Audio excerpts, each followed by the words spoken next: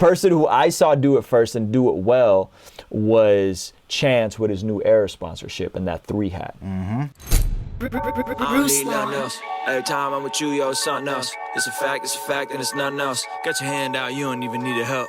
Ooh, I don't need nothing else. Every time I'm with you, yo, it's something else. It's a fact, and it's nothing else. Got your hand out, you don't even need the help.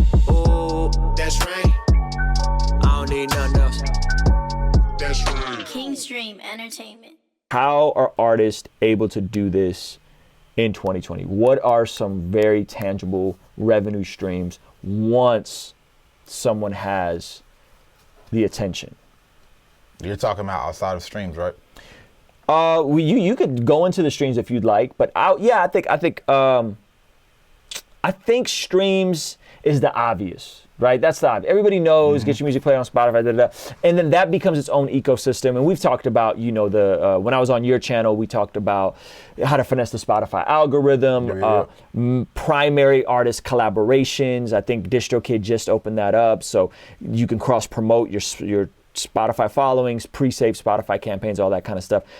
Some of that you're subjected to the algorithm, but a lot of times if you do what Spotify asks you, and Spotify repeatedly tells you what they want from you, right? Like they put the articles out there, they give you all you will be rewarded in the algorithm if you build a catalog. I broke it down like this: if I could have 10,000 streams, if I have 200 songs that each stream 10,000 times a month, that's 200,000 streams. That's a million, because that's about 1 million. I take home 4,000 for Spotify. That's kind of what I'm looking at. Like I want to build my catalog to 100 to 200 songs on Spotify.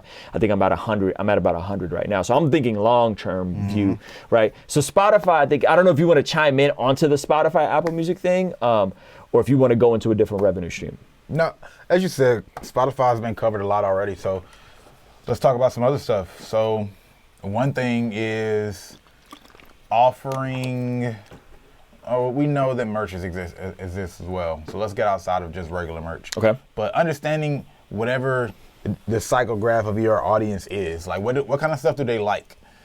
Like why do they like you? What are some of your adjacent interests, whether it's like you like reading, and you have a little book club, or whether there's some kind of cool stickers that you create, whether you're actually partnering with other people who are designers and things like that. Like, hey, you create real dope graphics. My fans like this graphic. You create this little line, and then I share it with my fans, and they're making money. Like partnerships is an underrated way to make money that artists fail to leverage because it becomes so much about them, and they're always trying to figure out how do I keep a piece of a pie. But if you partner, it starts to open up a lot of the things that you can do versus always trying to build like some kind of back-end system and squeeze everything through. So I'll leave that there. And then, of course, there's the privatized content spaces. Like that's like we talk about on a Patreon and things of that nature, right? Whatever kind of content, like I'll let you get into your own creative bag on what you provide in those spaces. And then last but not least, one-off experiences, limited, exclusive one-off experiences, similar like I talked about with like a live event online or something like that. Those are the 3 buckets. Yeah, I like it. I think shout out to Trey Little. I don't know if you're familiar with Trey Little, another artist. Of course, man. 500,000 on TikTok. Of course, man. Oh yeah, he was on your channel. I'm asleep. Yeah, shout out to Trey Little. Thank you for hopping in this. So I like that. So Bats asked, best way to sell merch when acquiring a following. I think this is my philosophy. If you can tie in a partnership, amazing, right? Like super dope. What I think has worked, and I'm gonna really get into the nuts and bolts, is like create a piece of merch that you love and make that a part of your freaking costume. You know what I'm saying? Oh yeah. The person who I saw do it first and do it well was Chance with his new Era sponsorship and that 3 hat. That brother did it. It was like you did not see him without a daggone 3 hat for like 2 years. And then he was like, and I sold like 3 million of them things. You know what I'm saying? And so for me, you guys see me wearing this Outlier hoodie all the time. I got like 3 of them. That's by design. I really love the hoodie. I love the texture. I love everything. I'll make you one too before you leave. That's a dope quality hoodie, bro. And so I wear this thing all the time. And what it does for me is on a tangible side, like a very simple side, is I don't have to think about what I'm gonna wear when I go make these YouTube videos. I'm wearing the same thing. I can reuse thumbnails. You know what I'm saying? Like I just wear the same thing all the time. And eventually people ask, and then sometimes I'll work in a different hoodie that I'm testing. So I got this hoodie inspired by Wes Watson, and it says, "Purpose is greater than pleasure," right? And I've just been wearing that, and I wear that, or I wore that at church the other day. Like, what is that? Like, I want 2 of those. You know what I'm saying? I was on a live stream the other day. People were like, yo, I want that hoodie.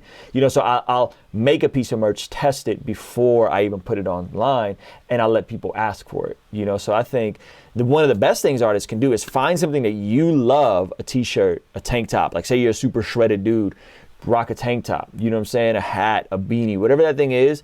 Make something that you love and just wear it all the time. But and eventually... You literally make it, though. Yeah, I literally make it. Make that clear, because it's easier for you to do that than everybody else necessarily. Yeah, well, that's why we got the class coming, the ebook coming. We're going to get an ebook to all the Patreons away for free at the Patreon level. But I'm making an ebook called How to Make Your First $1,000 from Merch.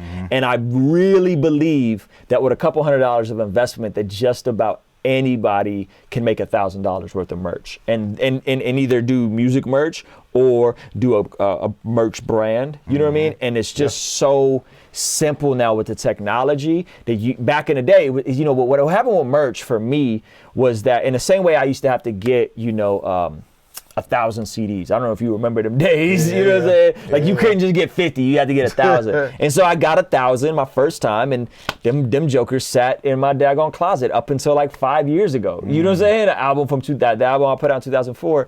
And so what I did was, I got in the merch game, and it was the same thing. You got to get 72 made. You got to get 24 made. You got to get 36 for. You got to get these minimals. But you don't know if that joint's going to hit. You know what I'm saying? You don't know if that merch is going to hit. And so I ran into the same thing. I would make merch, and it would sit. You know what I'm saying? And it would just sit and sit and sit. And so this new system I figured out where you could basically make it almost on demand with ridiculous margins. You know what I mean? I'm not going to get into the margins. I'll give you the numbers afterwards. But they're ridiculous margins that allow an independent artist to, you start breaking, like I broke it down like this. I broke it down to the point where like, okay, to have a $100,000 down payment for a home, which is what I need minimal to buy a house in California.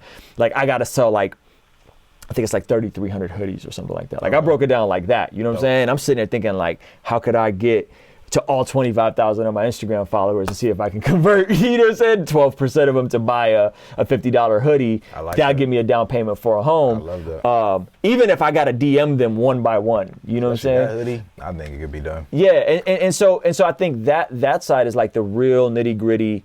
Find something you like and just wear it. You know what I'm saying? Find something you like that you just wear. Belief is real big. I don't know if you're familiar with Belief in Fatherhood, but he's getting back into music.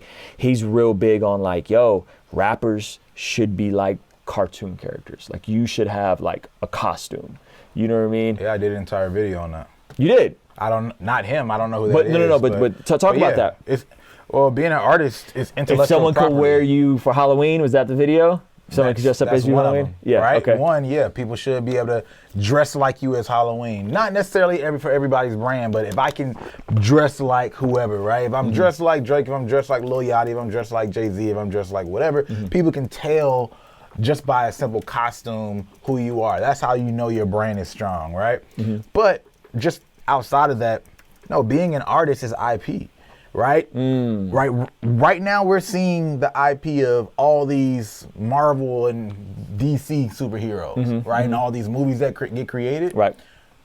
You fast forward 10, 20 years, you're going to see more and more of artists being utilized in that fashion. Because what is a comic book character? You have the backstory now from the artist. We're building these storylines, and now through the nostalgia, you can introduce an artist who was here 20 years ago, killing it in his prime, not to a new audience through a movie fashion, and then of course connect with that old audience in the same way you do with Spider-Man, Batman, Superman, Avengers, all that stuff. Yeah, that's good. QC can have a whole Avengers movie because they have a whole roster of artists. You get what I'm saying?